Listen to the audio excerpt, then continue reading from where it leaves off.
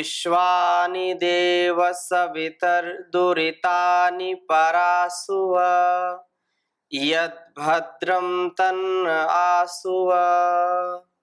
ओम शांति शांति शांति। दिव्य जीवन के इस कार्यक्रम में आप सभी का पुनः हार्दिक स्वागत है, अभिनंदन है। परम पूज्य श्री गुरु जी महाराज का जो पूरे जीवन का अनुभव है और जो वेद वेदांगों का ज्ञान है, जिनको उन्होंने जिया है, उनके सानिध्य में हम बहुत ही सरलता सुगमता से अपने जीवन के जो लक्ष्य है, जो हमने संकल्प बनाए हैं, उन सारे संकल्पों को संजो करके ज्ञान पूर्वक, विवेक पूर्वक, संयम पूर्वक, मर्यादित जीवन शैली को अपना करके दिव्यता कैसे प्राप्त करें, इन अनेक बिंदुओं पर दिव्य चर्चा का लाभ ले रहे हैं। परम पूज्य श्री गुरु जी महाराज का पुनः सानिध्य हम सबको प्राप्त है। परम पूज्य गुरु जी को प्रणाम है, कोटि सा नमन है, वंदन है। पिछली कक्षा में चर्चा की थी कि तृप्त जीवन व्यक्तिगत रूप में, पारिवारिक रूप में और सामाजिक रूप में कैसे हम प्राप्त करें। तो चर्चा हुई थी, परम पूज्य श्री गुरु जी महाराज ने बताया था कि ज्ञान के स्तर से, विवेक के स्तर से, आत्म ज्ञान से अपने आप को हम पूर्ण तृप्त कर सकते हैं और अपने कर्तव्यों का ठीक ठीक पालन करने से, संवेदनशील रहने से तथा अपने जो परिवारी जन हैं उनके प्रति हम सजग रहें, सद्भावना से, सद्विवेक पूर्वक अपने परिवार को भी पूर्ण तृप्त कर सकते हैं। तो परम पूज्य गुरु जी से पुनः निवेदन है कि इसी बिंदु को और हम इस पर कैसे अपने को और इस संसार को भी तृप्त करें, क्योंकि तृप्ति तो हमारा जन्मसिद्ध अधिकार है। जी जी जी, तो इसमें गुरु जी आपका मार्गदर्शन। जब हम एक व्यक्ति के रूप में होते हैं जी, तो उस समय हम एक आत्मा के रूप में होते हैं। मतलब जब हम अपने आप को देखते हैं जी, तो यद्यपि इसमें बहुत सारी चीजें हैं, बहुत सारे घटक हैं, शरीर, इंद्रियां, मन, प्राण, बुद्धि, और इसके अलावा इसका एक सबसे मुख्य जो घटक है इस संघात का, जी, उसको हम आत्मा कहते हैं, चैतन्य कहते हैं। जी, जहाँ हम अनुभव करते हैं, फील करते हैं, अपने होने का एहसास करते हैं। आत्मा का मतलब जो है, आत्मा का मतलब जिसकी त्रिकालाबाध्य सत्ता है, आत्मा का मतलब जो अनुभव कर रहा है, जान रहा है, और आत्मा का मतलब जो सुख से परिपूर्ण है। आत्मा के ये तीन स्वरूप बताए जाते हैं, है और वो ज्ञान स्वरूप है और वो सुख स्वरूप है। मानी सत, चित और आनंद, ये आत्मा के स्वरूप बताए जाते हैं। तो जब हम इस व्यक्ति को देखते हैं तो इसमें मन, बुद्धि, इंद्रियां, घटक, मन में विचार, संकल्प, इच्छाएं उत्पन्न होती हैं, बुद्धि निश्चय करती है। तो हमारी जो बुद्धि होती है वो शास्त्र पढ़ती है, महापुरुषों को सुनती है और विचार करके कुछ निष्कर्ष निकालती है, निर्णय निकालती है, ये ठीक है, ये गलत है। इस तरह से बुद्धि हमारे सहयोग करती है। हमारे इस व्यक्तित्व को यदि हम देखें तो क्या क्या हो रहा है उसका विश्लेषण करें जी, तो बुद्धि का ये रोल है कि वो पुस्तकें पढ़ेगी और वो बहुत सारे शास्त्रों को देखेगी, विचार करेगी, प्रवचन सुनेगी, अपने से आगे बढ़े हुए लोगों को सुनना चाहेगी। तो ये बुद्धि कर रही है सारा ये सब काम, और वो निष्कर्ष निकालती है कि ये ठीक है, ये गलत है, और ये जीवन में सही है, ये शुभ है या अशुभ है। बुद्धि का काम है। और मन में उस ज्ञान के अनुसार इच्छाएं होती रहती हैं जो बुद्धि ने निष्कर्ष निकाले हैं। संसार को आप व्यापक रूप से देख लीजिए, हमारी बुद्धि ने निष्कर्ष निकाले होते हैं, उन निष्कर्षों के अनुसार मन में इच्छाएं पैदा होती हैं, संकल्प पैदा होते हैं। मानी एक में कुछ इच्छा पैदा हो रही है, दूसरे में कुछ और इच्छा पैदा हो रही है, तीसरे में कुछ और, सारे जितने मनुष्य उतनी इच्छाएं हमको दिखाई देने लगती है। थोड़ा थोड़ा मिलता हुआ रहता है, लेकिन यदि बारीकी से जाकर के देखें, माने बहुत सूक्ष्मता से देखें, तो सबकी इच्छाएं अलग अलग ही है। ये इसका कारण क्या है? इच्छाएं अलग अलग होने का कारण है हमारे ज्ञान की विविधता, हमारे निष्कर्षों की विविधता। हमारे जो निष्कर्ष होते हैं वो जो हमने निकाले होते हैं, पीछे संस्कार भी होते हैं, पिछले जन्मों के हमारे अलग अलग संस्कार होते हैं। इस जन्म में भी हम बहुत सारे लोगों के संपर्क में आते हैं, और जैसा हमारा पिछला वेग होता है, पिछले हमारे संस्कार होते हैं, उसके अनुसार हम उन बातों को सुनना चाहते हैं, उन पुस्तकों को पढ़ना चाहते हैं जो पीछे से हमारे पास आधार में होता है। जब ये जो पिछली वाली जो प्रवाह है उसके साथ जब इसको जोड़ते हैं जी, तो हमारा वही बढ़ता है, आगे वृद्धि को प्राप्त होता है। पिछला जो संचय है वो इस जन्म के प्रयासों से, पुरुषार्थ से, एफर्ट से वो बढ़ने लगता है जी। जैसे एक बालक तो बहुत ही ज्यादा विद्या को महत्व दे रहा है, दूसरा खेलने को महत्व दे रहा है। ये भेद क्यों है? पिछला कर्म प्रवाह कुछ ऐसा है कि वो उसने अपना जो प्रारब्ध बनाया, संस्कार बनाया, वो इस तरह का बनाया कि उस संस्कार के अनुसार वो इस समय वो खेल रहा है, दूसरा व्यक्ति पढ़ रहा है, तीसरा व्यक्ति जब बड़ा होता है तो बिजनेस शुरू करता है, कोई एक व्यक्ति सर्विस करना पसंद करता है जी। एक व्यक्ति को सर्विस मिले तो भी नहीं चाहता है कि मैं सर्विस करूं, और वो अपना ही बिजनेस शुरू करता है। ऐसे अलग अलग धाराएं जो दिखाई देती हैं, उसमें हमारे ज्ञान की विविधता मूल में रहती है कि हमने जो सुना है, समझा है, लोगों से जो बातचीत की है, शास्त्रों को देखा है, और फिर जो अपने निष्कर्ष निकाले। निष्कर्ष हर व्यक्ति निकालता है जी। कोई व्यक्ति विषयों के सुख को ही परम चीज मानता है, उसका भी एक निष्कर्ष है कि विषयों का सुख लो, eat drink and be merry, प्रसन्न रहो, बस खुश रहो। मतलब प्रसन्नता का वो जो अर्थ समझा है कि भाई खूब इच्छाओं की पूर्ति करो, मौज, हाँ, खाओ पियो मौज करो, खाओ पियो मौज करो, बस यही है जीवन का सार जी। तो उसने निष्कर्ष निकाला ना ये जी जी। तो ऐसे ही हर व्यक्ति जीवन का निष्कर्ष निकालता है। एक ने निष्कर्ष निकाला है, हमारे स्वामी जी जैसे व्यक्ति ने, कि जितना बन सके दुनिया का भला करो, दुनिया का अच्छा करो। तो ये जीवन के निष्कर्ष का ही तो परिणाम है जी गुरु जी। माने जीवन का निष्कर्ष यदि आदमी छोटा निकाल लेता है कि बस केवल अपनी मौज में रहो, माने अपने को जैसे भी मजे में रखो, तो वो व्यक्ति दूसरों के प्रति केंद्रित नहीं हो सकता, सोच नहीं सकता है वो। तो हमारी बुद्धि के द्वारा हम निष्कर्ष निकालते हैं, और उसके अनुसार मन में इच्छाएं पैदा होती है, मन में संकल्प पैदा होते हैं। मानी बुद्धि निष्कर्ष निकालती है, मन में इच्छाएं पैदा होती हैं, और फिर मन में जब इच्छाएं पैदा होती है तो हमारी इंद्रियां और हमारा शरीर उस तरफ सचेष्ट हो जाता है जी, और उस काम को पूरा करने के लिए उसको पूरी शक्ति लगाना चाहता है। मानी जितना वे बुद्धि में उसकी आवश्यकता महसूस, बुद्धि ने तो दिखा दिया, बुद्धि ने हमारे को दिखा दिया, फिर मन में जितनी आवश्यकता तीव्रता से होती है, मंदता से होती है जी। हमारे संकल्प में तीव्रता हो, मंदता हो, ये मन के ऊपर आ जाती है बात। और वो मन तीव्र संकल्प में होता है तो उसको पूरा करना चाहता है, मंद संकल्प में होता है तो उसको फिर छोड़ देता है, मध्यम संकल्प में होता है तो मध्यम प्रयत्न होता है। तो हमारे मन में जो संकल्प इच्छाएं उत्पन्न होती हैं उसके अनुसार फिर हम प्रयत्न करते हैं, एफर्ट्स करते हैं, हमारा शरीर, मन, बुद्धि, इंद्रियां सारा सचेष्ट हो जाता है और हम बाहर क्रियाशील हो जाते हैं जी। तो ये एक प्रोसेस है।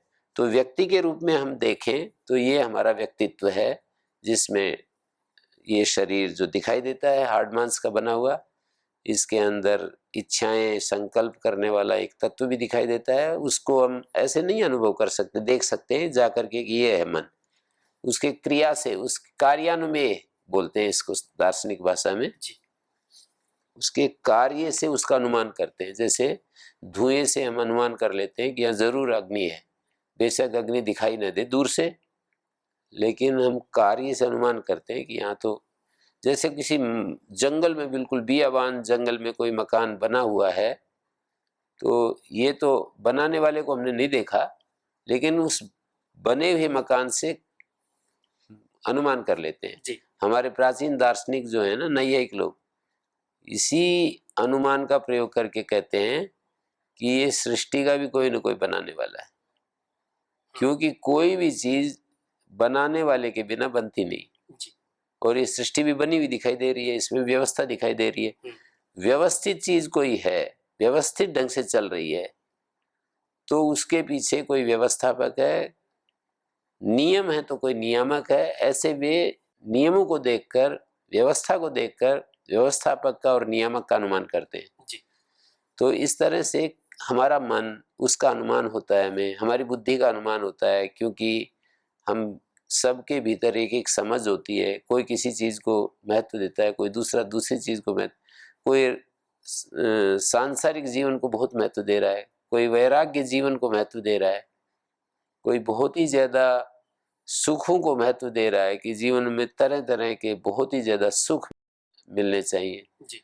कोई आदमी सेवा को महत्व दे रहा है, कोई आदमी बहुत ही दृष्टि को सुलझाने में लगा हुआ है कि मेरी दृष्टि साफ होनी चाहिए, मेरे को कोई संशय नहीं रहना चाहिए अस्तित्व के बारे में, कहीं भी किसी लेवल पर भी मुझे संशय नहीं रहना चाहिए। कोई ऐसे विचार करता है। तो जो व्यक्ति जिस तरह की पृष्ठभूमि में पीछे से चलता आ रहा है, उन्हीं चीजों को वो महत्व देता है और उसके अनुसार वो उनको महत्व देता हुआ अपने जीवन को आगे बढ़ाता है। तो व्यक्ति के लेवल पर तो ये है, पर हम व्यक्ति से आगे मानी परिवार, पत्नी, बच्चे, माता पिता, अड़ोसी पड़ोसी, ये एक फिर संसार शुरू हो जाता है। जी। तो वहां पर वही जो हमारी व्यक्ति के लेवल पर जो हमारी बुद्धि थी, उसने जो निष्कर्ष निकाले, वो निष्कर्ष यहाँ भी आगे काम आते हैं।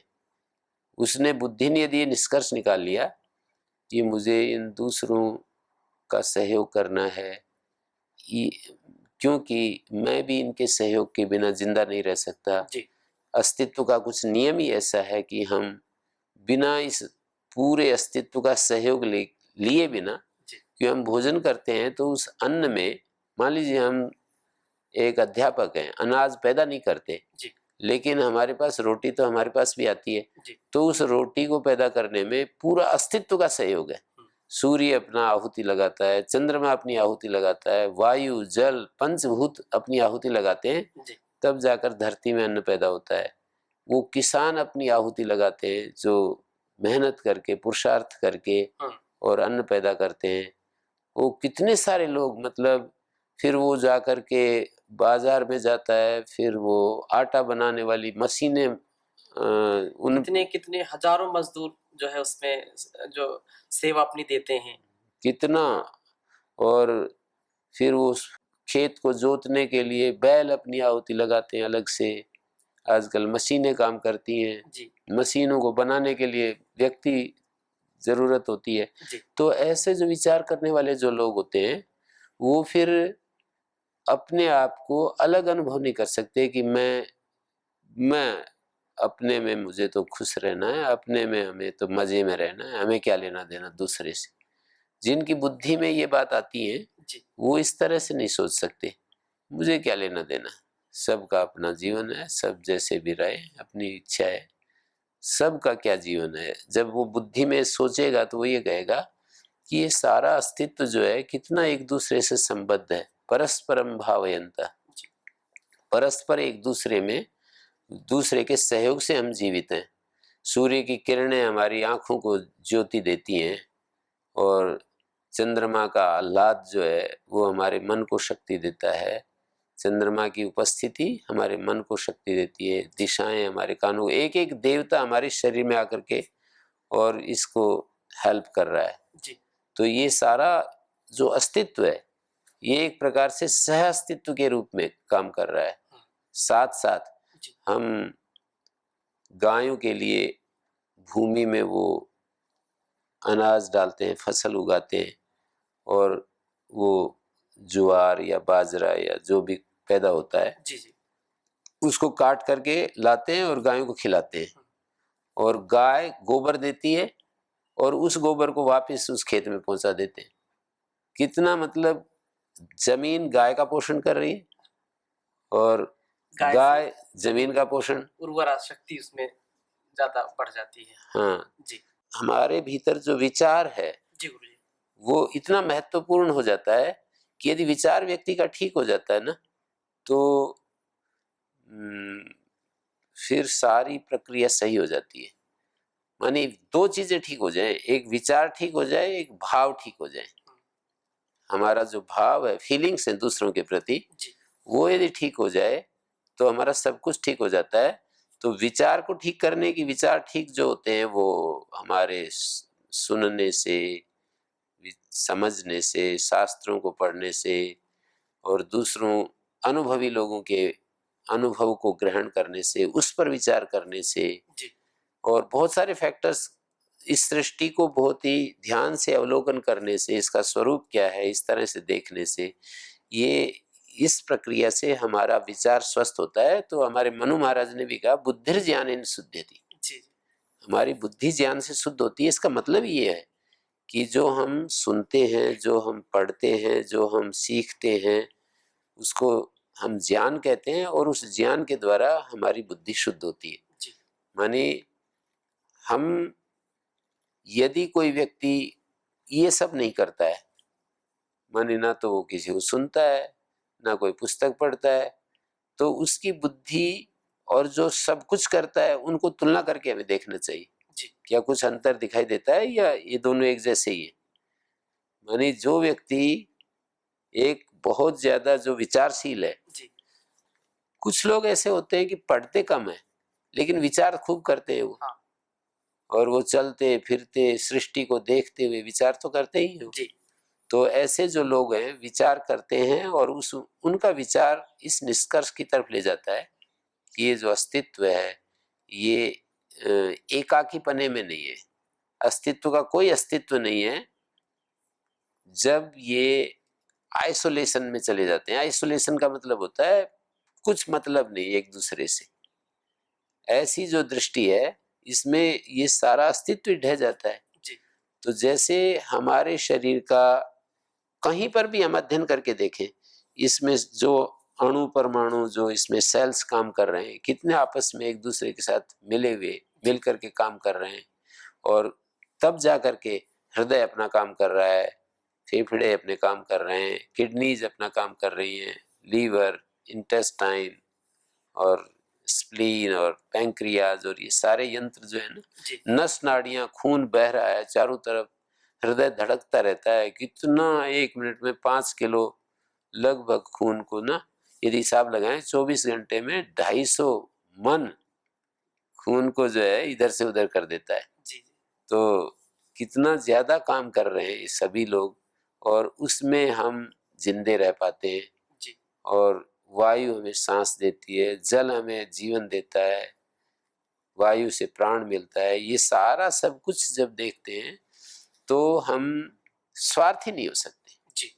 हमारा जीवन स्वार्थी नहीं हो सकता है फिर, और जब स्वार्थी नहीं होंगे तो हमारे भीतर जरूर, यदि इस तरह का विचार हमारे मन में आएगा तो भाव भी हमारे उसी तरह के बनेंगे। और हमारे भाव जब वैसे बनेंगे तो वो परिवार के लेवल पर जो बात आ रही थी, हम परिवार में बच्चों के लिए अच्छा करना चाहेंगे।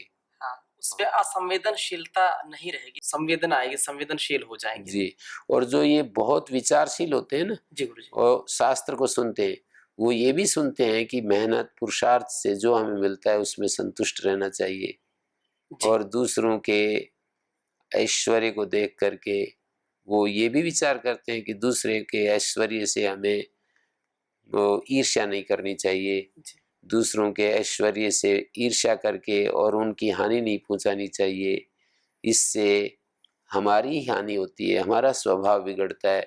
अपने स्वभाव बिगड़ने को वो सबसे बड़ी अपनी हानि समझते हैं जो विचारशील लोग होते हैं। यदि किसी विचारशील व्यक्ति के सामने मानी एक स्वभाव की हानि और एक वस्तु की हानि, अरबों रुपए की हानि और एक स्वभाव की हानि, तो विचारशील व्यक्ति स्वभाव की हानि को ज्यादा हानि मानता है। कि मेरा स्वभाव सुरक्षित रहना चाहिए, स्वभाव नहीं बिगड़ना चाहिए किसी भी हालत में, और बाकी चीज़ें तो ऊपर नीचे होती रहती हैं, क्योंकि यहाँ से केवल स्वभाव हमारे साथ जाता है, जी कोई भी वस्तु हमारे साथ नहीं जाती। यदि हमने वस्तु संचय में, ये तो माध्यम होती है केवल, वस्तु संचय की प्रक्रिया में स्वभाव बिगाड़ लिया हमने, तो उस बिगड़े हुए स्वभाव को लेकर के हम आगे ट्रांसफर होते, यहाँ से वहाँ जाते हैं, और फिर हम वहाँ पर भी उसी तरह से करते हैं। मतलब आशय ये है कि इस संसार से हम वस्तु तो ले नहीं जा सकते, जी परंतु यदि बिगड़ा स्वभाव हमारा, बिगड़ गया स्वभाव, तो बिगड़ा स्वभाव हमारा पीछा अगले जन्म तक भी नहीं छोड़ेगा। हाँ, वो करता ही है। जी जी, और अच्छा स्वभाव बनाया तो वो भी साथ जाता वो है, भी साथ जाएगा। दोनों। ये तो बिल्कुल पक्का नियम है, सारे अनुभवी लोगों ने ये देखा है। ये सामर्थ्य की बात होती है। जी गुरुजी। जैसे हम नहीं देख सकते उन चीजों को, पर शास्त्रकारों ने उन चीजों को ऐसे देखा है, और वो जो कहते हैं उसको हमें अनुभव करना चाहिए उनके धरातल पर पहुंच करके, कि ये कोई बहका नहीं रहे। ये सब लोग नहीं देख सकते, पर जो सामर्थ्यशाली लोग हैं, जैसे कि हमारी दृष्टि इतनी दूर नहीं देख सकती, गिद्ध की जो दृष्टि होती है ना, जी गुरुजी। वो जितनी दूर से देख लेती है, हमारी दृष्टि नहीं देख सकती। तो ये सामर्थ्य की बात हुई ना जी। यानी हमारी दृष्टि, मतलब आकाश में जाकर के हम देखें किसी चीज को, और वहीं से गिद्ध देखे, अंतर है दृष्टि में। हमारी दृष्टि उसकी विशेषताओं को ये सब परख सकती है, क्योंकि बुद्धि जुड़ी रहती है जी। पर उसकी दृष्टि कोई वस्तु है, कोई जीव है, और तेरा भोजन है, इस बात को बहुत दूर से देख लेती है। तो ये सामर्थ्य की बात है। तो ऋषि मुनियों ने जो निष्कर्ष हमारे सामने रखे, ये उनके सामर्थ्य की बात थी, कि उन्होंने ऐसे देख लिया कि ये जीवन क्या है और संबंध क्या है, जीवन, एक जीवन के बाद दूसरा जीवन कैसे शुरू होता है, और यहाँ से क्या क्या जाता है, क्या नहीं जाता है। तो हमारा जब दूसरे जन्म में शुरुआत होती है और हमने अपने जीवन को इस तरह से जिया पूरा, तो वो भी फिर वैसे ही जीवन की शुरुआत हो जाती है। और वहाँ पर हमने देखा है कि एक बच्चे का कितना अच्छा स्वभाव है। हम देख सकते हैं ना, अपने चारों तरफ बच्चे रहते हैं, उनमें देख सकते हैं ना कि एक बच्चे का कैसा अच्छा स्वभाव है, दूसरे का बहुत ही उद्दंड स्वभाव है। तो वो क्या हो गया ऐसा कि वो उसको समझाने पर भी नहीं समझता, और वो गलती पर गलती करता चला जाता है, और एक को कभी कहने की आवश्यकता नहीं पड़ती। तो ये सारा हमारी जो दृष्टि बनी होती है वो मूल में काम कर रही होती है।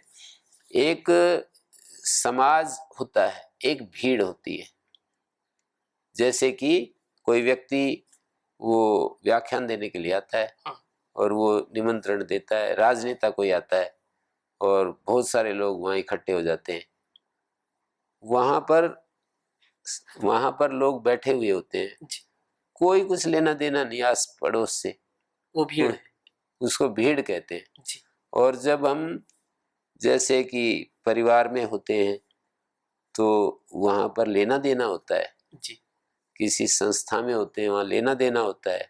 ऐसी भीड़ को हम समाज कहते हैं, जहाँ परस्पर लेना देना होता है, परस्पर एक दूसरे से हमारा संबंध होता है, परस्पर वो समाज है, वो समाज होता है।